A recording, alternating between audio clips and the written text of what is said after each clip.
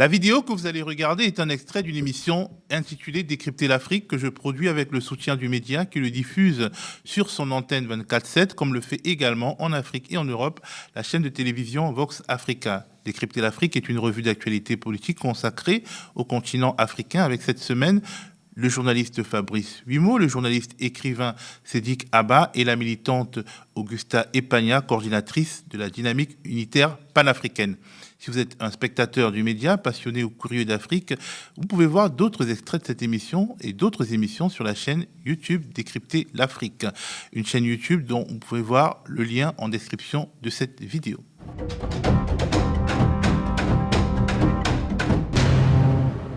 Le général François Lecointre, chef d'état-major de l'armée française entre 2017 et 2021, chef du cabinet militaire du Premier ministre sous Manuel Valls, Bernard Cazeneuve et Édouard Philippe, et aussi, c'est bon de le savoir, commandant du groupement tactique interarmes GTIA2 en Côte d'Ivoire entre 2005 et 2007, eh bien, il n'est pas n'importe qui. C'est pour cette raison que ses propos, prononcés dans le cadre d'une interview au Figaro TV, ont fait l'effet d'une bombe. On les écoute.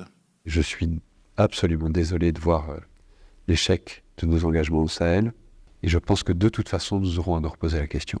Parce que nous ne pouvons pas imaginer avoir à nos portes un continent entier qui est en train de s'enfoncer dans la destruction des appareils de gouvernement et des États, s'enfonce dans une forme de chaos, de guerre civile dans beaucoup de pays et de plus en plus de pays, dans des difficultés qui sont liées aux évolutions climatiques, qui sont encore plus dramatiques sur des populations vulnérables comme les populations africaines. En plus, un continent qui va connaître une explosion démographique comme aucun continent n'en a jamais connu. Et donc imaginez que ça se passe là, dans les 10-20 ans qui viennent, et que ça n'aura pas de conséquences sur l'Europe, parce que nous vivons dans une sorte de bulle protégée par je ne sais quoi d'ailleurs, c'est tout simplement inconscient. Et donc je pense que cet intérêt commun-là devrait un jour faire que l'Europe se décidera à agir comme une entité politique qui ira défendre elle-même ses intérêts, y compris par le moyen de l'engagement de ses armées.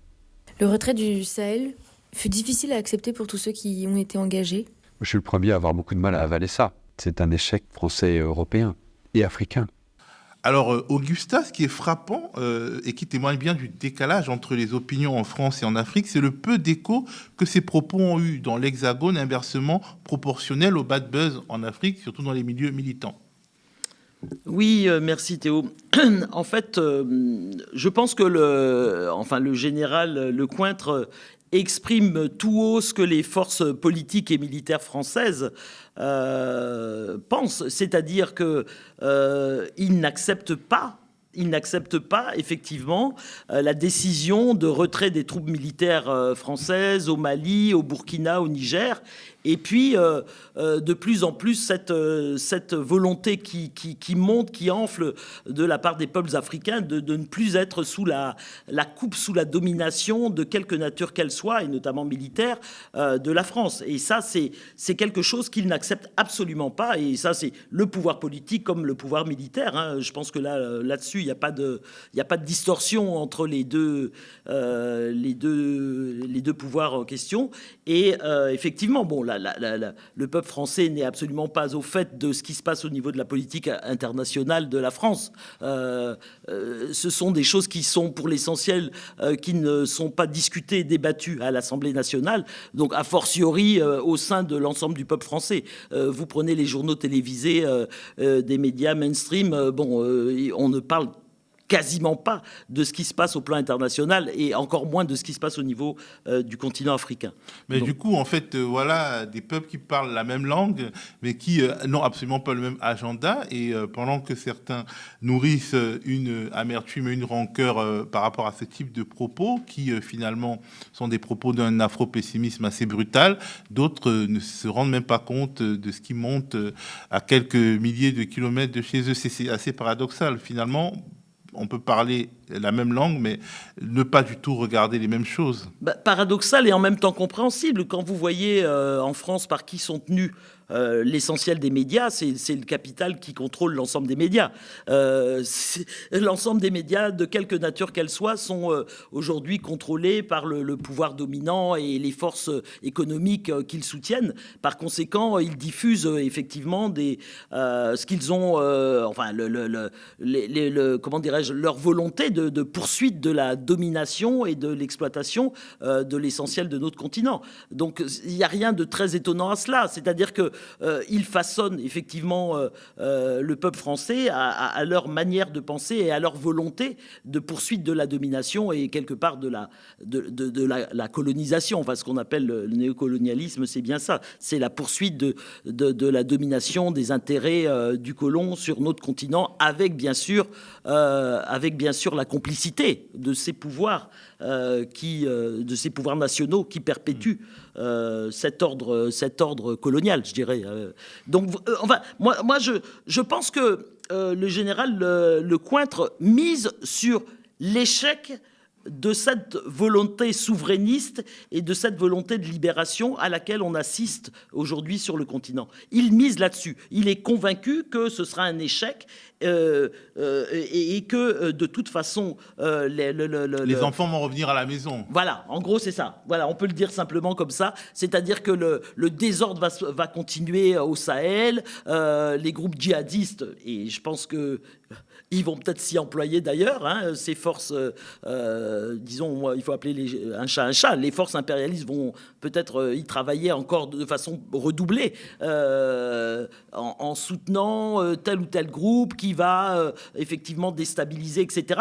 On voit aussi ce qui se passe du côté de la Côte d'Ivoire, c'est-à-dire du côté d'un certain nombre de pays qu'on ne peut absolument pas soupçonner de remettre en cause l'ordre néocolonial, bien au contraire, qui sont des appuis très déterminants dans la région.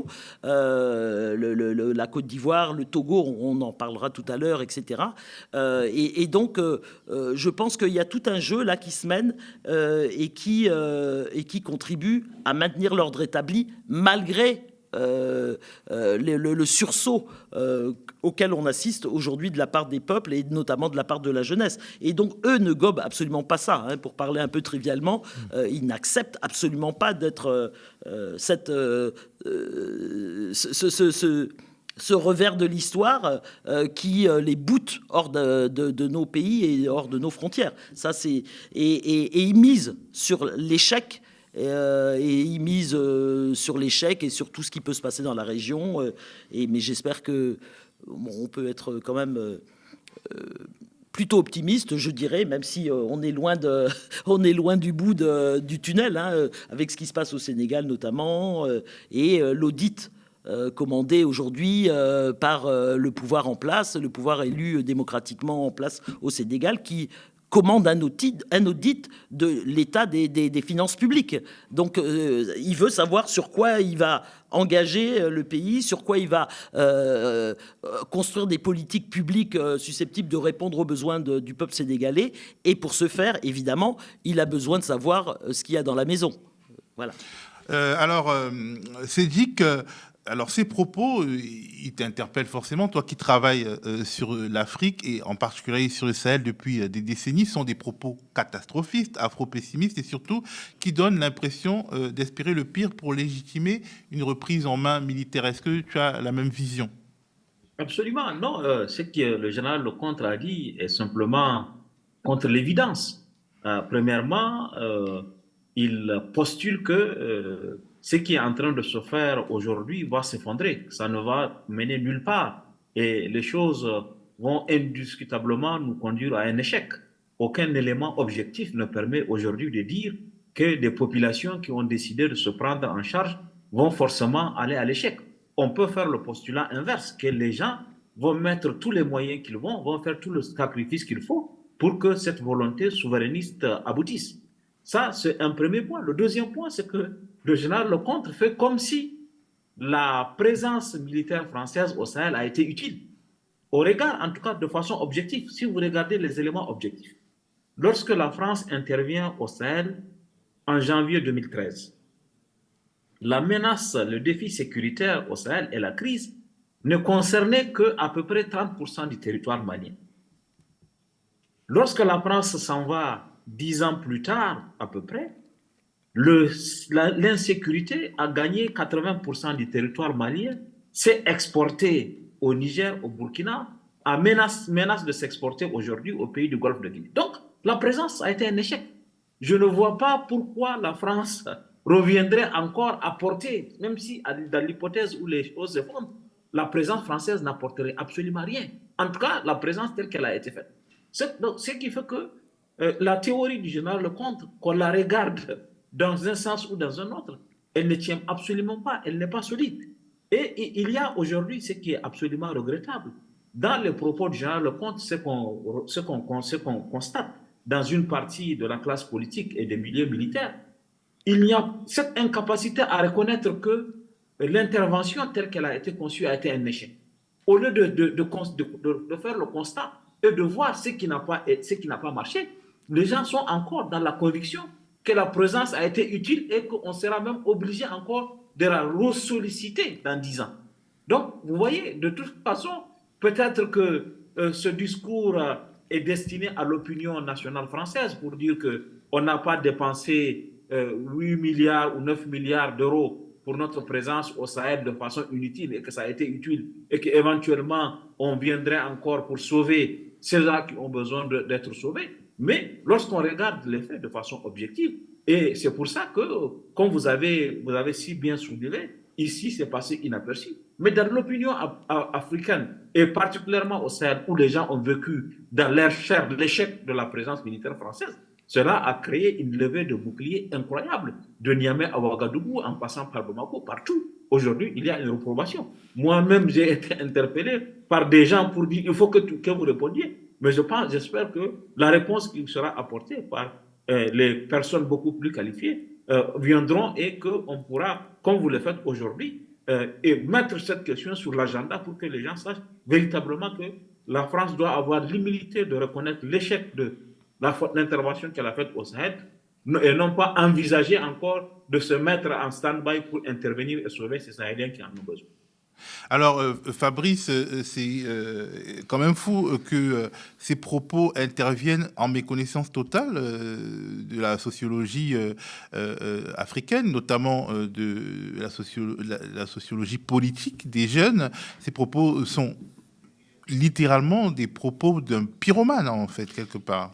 Plus que... Alors, autre chose que de la pyromanie, je parlerai de l'infantilisation. Parce que, une fois de plus, le général Lecointre illustre cette France qui s'est emmurée dans les vestiges d'une certaine, d'un certain déni pour moi de ce qui se passe actuellement au Sahel, mais pas qu'au Sahel en fait. Il ne se rend pas compte à quel point ce désir, cette aspiration à la souveraineté qui pourrait être légitime ou pas, qui pourrait être vrai ou pas, du fait que les gens se sentent dominés, manipulés d'une certaine façon par le néocolonialisme français. Cette aspiration est tellement profonde qu'aujourd'hui, on ne peut pas être à ce point dans le déni.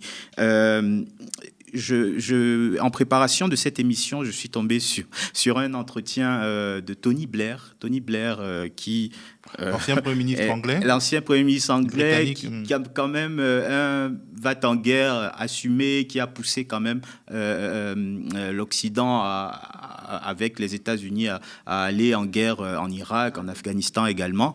Tony Blair, tout Tony Blair qu'il est et qui n'a pas rendu des comptes sur toutes les dérives commises par les armées britanniques en Irak, qui critique la stratégie française au Sahel. Et j'ai trouvé ça quand même assez ironique. Et on est arrivé à un point où la stratégie française est devenue tellement caricaturale que même des personnes qui doivent rendre des comptes, qui doivent rendre des comptes sur leur vision du monde qui a toujours été unilatérale, se permettent de critiquer la France parce que la France n'arrive pas à réaliser qu'aujourd'hui, ce désir d'autonomie, de souveraineté, au-delà même des États de l'AES, parce que cela s'est illustré aussi au Sénégal d'une certaine façon. Il y a une aspiration très profonde à changer de paradigme des relations entre les Africains et la France. Donc, il serait mieux avisé de réaliser cela.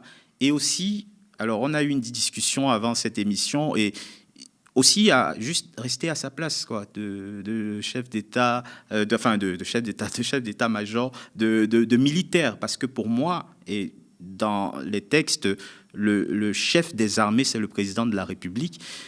Au moins dans les discours, Emmanuel Macron veut montrer qu'il respecte, au moins dans les discours, qu'il respecte les choix de ces États, même si au début ça a été le bras de fer, notamment on se souvient lorsqu'il y a eu le coup d'État au Niger.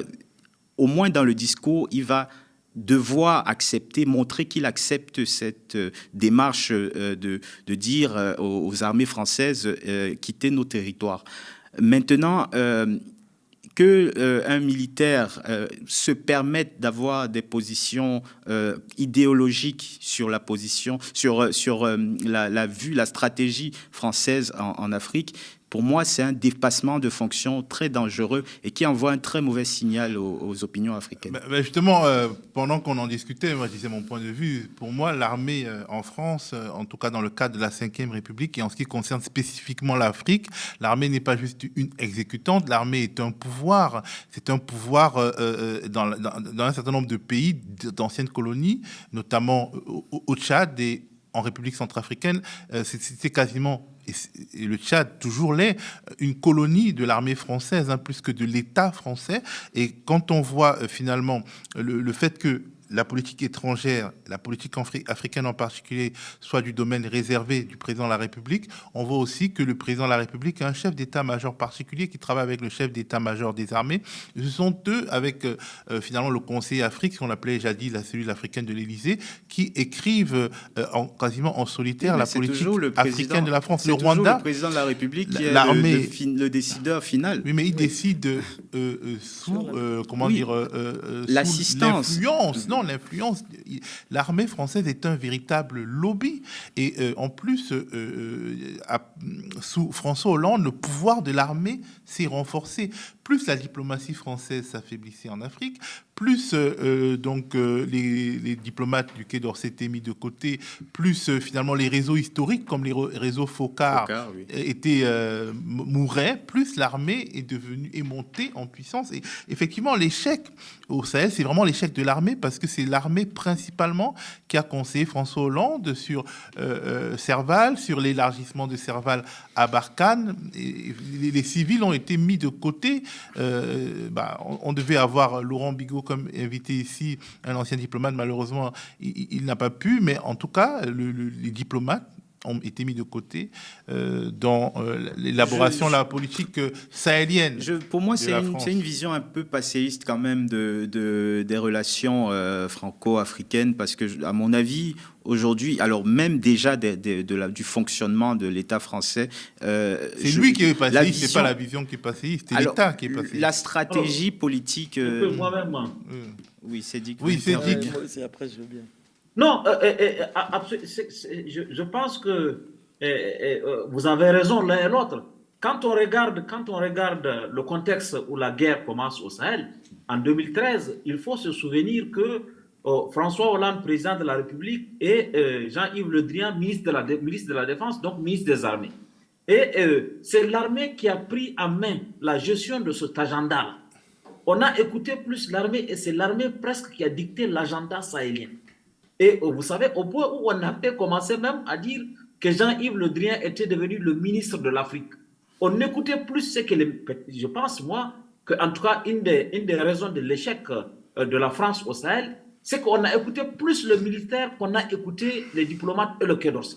Or, les diplomates n'étaient pas dans les militaires plutôt, ne considéraient pas que, par exemple, qu'on devait prendre en compte l'opinion sahélienne. Je donne un exemple qui est anecdotique, que j'ai eu l'occasion même de dire aux militaires français. Vous savez, pendant toute la période où l'armée française a été présente au Sahel, elle ne s'est pas du tout intéressée aux opinions des pays où elle intervient. Lorsque Barkhane a organisé pendant une longue période Barkhane Tour pour montrer aux journalistes ce que l'armée française fait, elle n'a pas pris les journalistes locaux ni même les journalistes des télévisions et des radios nationales pour montrer, voilà, on est présent chez vous, voilà ce qu'on fait. Ce qui les intéressait, c'était que les gens sachent en France ce que l'armée française fait. Parce que, bon, et ça prouve quand même, si c'était les diplomates du Quai d'Orsay qui le faisaient, ils auraient peut-être eu beaucoup plus de subtilité dans les rapports avec le pouvoir en place, dans les rapports avec... Donc, ça a conduit, et cet aveuglement-là de la France, le fait que les militaires, qui est sans doute un héritage de la période coloniale, où, comme a rappelé Théo, il y avait des territoires militaires et il y avait les colonies. Moi, je viens du Niger. Le Niger était d'abord un territoire militaire. Ça veut dire que les gouverneurs qu'on envoyait étaient des lieutenants, des capitaines, des officiers de l'armée française, le Niger comme le Tchad. Et il y avait à côté de ça les colonies françaises qui étaient la Côte d'Ivoire, la France, la Côte d'Ivoire, le Sénégal, etc. C'est par la suite, seulement à partir de 1900, que le Niger est devenu une colonie alors qu'il était d'abord un territoire militaire. Ça veut dire qu'il avait un statut un peu inférieur. Et cet héritage-là a fait que l'armée a encore conservé un peu de pouvoir, un peu d'influence sur les décisions qui concernaient certains pays. Et de mon point de vue, aujourd'hui, si le général Lecointre, qui a dirigé pendant une bonne période quand même, cette période où l'armée française était au Sahel, Serval, Barkhane, etc. Donc il plaide pour lui-même, c'est dit. Quelque part, il plaide pour lui-même, quelque part, il se justifie lui, parce que ce sont eux qui ont conduit la France vers cette impasse. C'est ça, c'est ça. C'est tout à fait ça. Alors, Augusta... Moi, je voulais réagir un peu là-dessus, si vous permettez, mais moi, je pense que fondamentalement, la doctrine reste la même, c'est-à-dire que la domination et l'exploitation du continent. Bon. Après, quand on parle du rôle de l'armée et du rôle de l'État, ce sont des aspects tactiques, je dirais. Mais la stratégie, fondamentalement, est la même. C'est-à-dire il faut maintenir et poursuivre la domination et surtout le pillage de l'Afrique. Donc, je crois qu'après, effectivement, il n'est pas inintéressant ou anodin de discuter qui donne le là ou qui ne le donne pas. Mais fondamentalement, ce qu'il faut comprendre, c'est quand même le cap qui est le leur et qui reste le même, que ce soit les politiques ou l'armée, leur cap est le même et comment dirais-je, leur doctrine est la même. Donc moi, je crois que après, les politiques, évidemment, vont s'appuyer sur les rapports de l'armée, sur ce qu'ils vont apporter comme éléments factuels pour dire il faut plutôt renforcer tel aspect, renforcer la force, renforcer nos troupes dans tel pays ou les déplacer dans tel autre ou je ne sais quoi encore. Mais je crois que il est important pour nous quand même de mesurer à quel point leur doctrine est fondamentalement la même. Et c'est ça qui est important. Moi, en tant que militante politique qui agit pour le changement dans notre continent et pour l'avènement de la libération du continent et la prise en main de notre histoire, de nos ressources, de notre culture et de nos forces productives, etc. Je dis que ça, il ne faut jamais qu'on le perde de vue. Et que fondamentalement, ce qui va faire bouger les lignes, sérieusement, c'est notre mobilisation et c'est notre volonté, c'est la volonté du plus grand nombre à faire changer les choses et à ce qu'on impose enfin notre volonté, c'est-à-dire de mon point de vue la volonté populaire, pas la volonté de petits clans, etc. La volonté populaire dans le sens de la satisfaction des besoins des peuples africains, enfin, après plus de 60 ans de prétendue indépendance. D'ailleurs, juste dans la suite de ce que dit Augusta, ça donne quand même tout ce discours donne quand même une sensation de panique parce que on avait entendu quand même beaucoup éculer le discours selon lequel la France pouvait très bien se passer de l'AES, de l'Afrique de l'Ouest, que la question des ressources minières n'était pas importante, on pouvait évacuer tout ça parce que la France avait d'autres partenaires. Et aujourd'hui, que une personnalité de ce rang tienne un discours tel que François Lecointre a eu là, ça montre qu'en fait, non, c'est un manque à gagner et que la France se projette en se disant qu'elle aimerait bien retourner à sa place, sa position de domination qui lui permettait de pouvoir mettre la main sur certaines ressources et avoir un certain réalisme sur ce discours-là, je crois que c'est primordial pour ne pas tomber dans une caricature. Et beaucoup ont été dans la caricature en disant ils peuvent changer de partenaire. En fait, on n'en a pas besoin. Le Niger, son uranium, on n'en a pas besoin. On va en trouver ailleurs. C'est beaucoup. Hein. On va en trouver ailleurs. Orano peut se passer peut-être de l'uranium du Niger. C'était complètement idéologique et aujourd'hui on verra, plus le temps passe et plus on se rendra compte aussi que c'était un partenariat qui servait beaucoup à l'État français. Alors il explique que ce sont des raisons environnementales, démographiques, réchauffement climatique. Il ne parle pas d'intérêt. Hein. De toute façon c'est le discours général où finalement ce sont toujours des considérations humanitaires. C'est l'humanitaire qui est mis en avant. Et les autres sont poussés par leur besoin de posséder. Alors, c'est dit que dans les faits, ces propos du général Lecointre ne renforcent-ils pas les pouvoirs militaires au sein de l'AES, voire toutes les théories complotistes qui posent la France en allié des djihadistes? On vient encore d'entendre parler de 2 diplomates français déclarés persona non grata au Burkina Faso pour activités subversives. Comment dire que c'est déraisonnable de penser ainsi quand on entend cela? Effectivement, ça peut alimenter, ça peut accréditer un certain nombre de théories complotistes sur la responsabilité de la France dans la perpétuation du terrorisme, de l'insécurité au Sahel. Je crois que ce type de discours, comme j'ai dit, l'absence d'humilité pour reconnaître qu'on s'est trompé au Sahel et que éventuellement, si même on devait revenir au Sahel, on devait revenir autrement. Et cette posture de ne pas reconnaître que les pays du Sahel sont dans une démarche de prise en main de leur destin et que nous, en tant que France, si jamais on devait apporter notre contribution, on ne peut le faire que dans le domaine qu'eux-mêmes auront choisi, s'ils ont besoin d'envoyer des étudiants. En tout cas, dans une posture d'humilité. Il y a une absence d'humilité dans ce type de discours. Et dans cette posture qui consiste à dire que sans nous, de toute façon, ils ne vont pas réussir et ils vont être obligés de revenir à nous. Donc, cette absence, justement, peut alimenter justement ces théories de complot. Et je crois que on ne prête qu'aux riches, comme dit l'adage. La France, par sa posture, à mon avis, même si on sort de ça, ça ne pourra pas aujourd'hui la réconcilier avec les opinions sahéliennes. Ce qu'on a appelé le sentiment anti-français de façon un peu raccourcie, en prenant le raccourci, alors qu'en réalité, ce n'est pas un sentiment anti-français. C'est le rejet de la politique française au Sahel, de sa façon de faire. Cette façon arrogante de dire aux gens que de toute façon, vous allez vous effondrer, vous allez être obligés de revenir vers nous. Sans nous, votre destin ne peut pas avancer.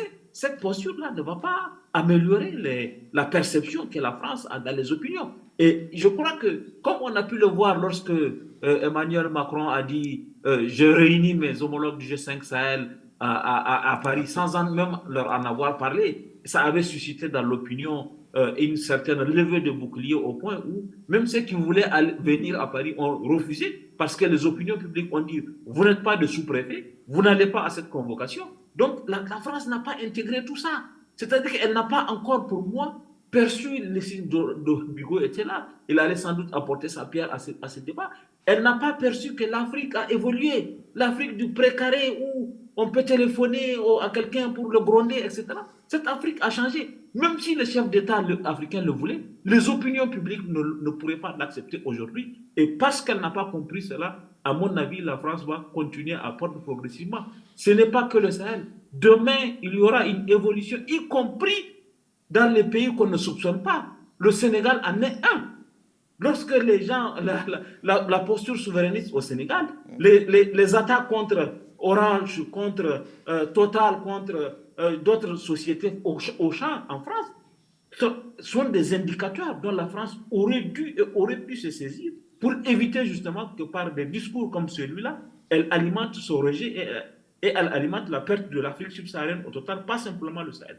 Alors tout ça me fait penser au livre de Stephen Smith, Négrologie, Pourquoi l'Afrique meurt, paru en 2003. Un livre décliniste qui a précédé le boom de la présence chinoise en Afrique, lui-même suivi par des livres et des reportages irrités sur la Chine-Afrique et ses travers et la Chine qui allait bouffer l'Afrique, ce qui n'est pas arrivé. 20 ans plus tard, en réalité, l'Afrique est toujours là. La Chine est présente en Afrique, Alors, elle est présente en Europe.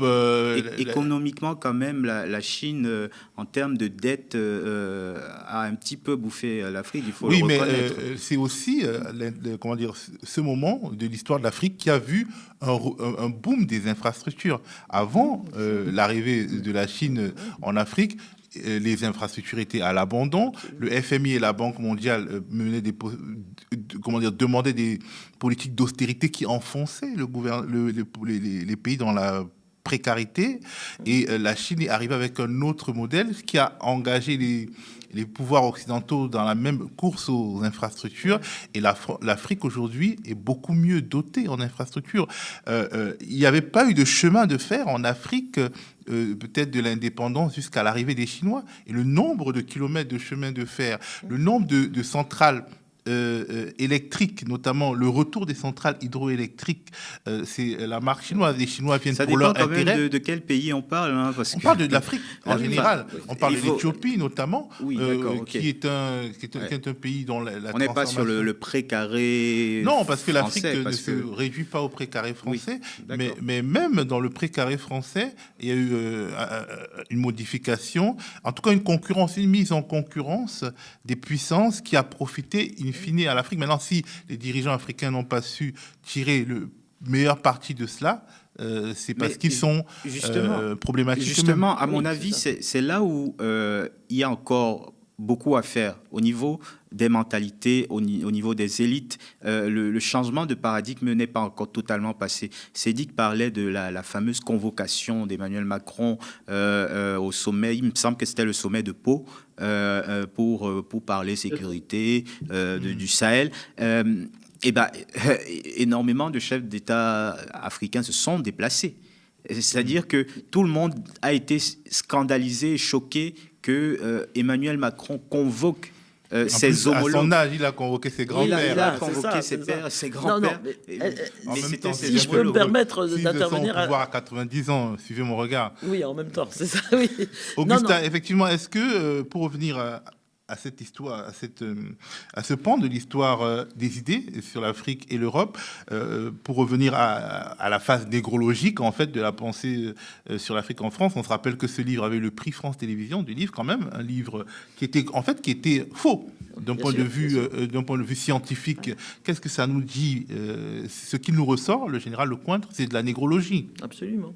Oui, non. Ce que ça nous dit, c'est que c'est vraiment... ça rejoint ce que je disais à propos des forces politiques, des forces militaires, etc.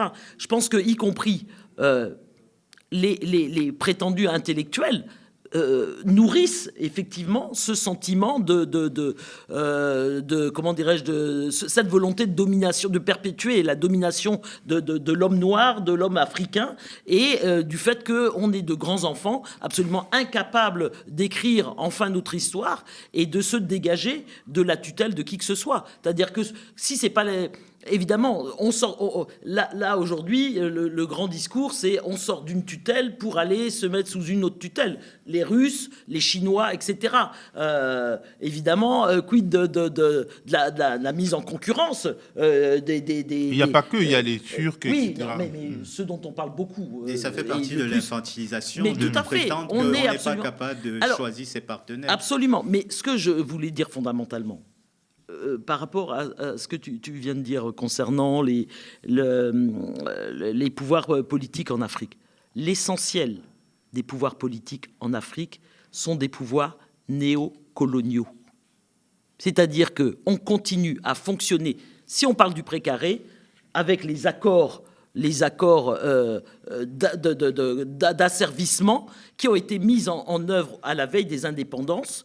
Et ces accords dans la plupart de nos pays, enfin ceux qui font partie du précaré, c'est-à-dire des ex-colonies françaises, on continue à fonctionner selon ces accords qui donnent la prééminence et qui continuent à accepter effectivement que la France, dans tous les domaines, économique, monétaire, culturel, institutionnel, etc., soit notre unique modèle et soit notre unique partenaire.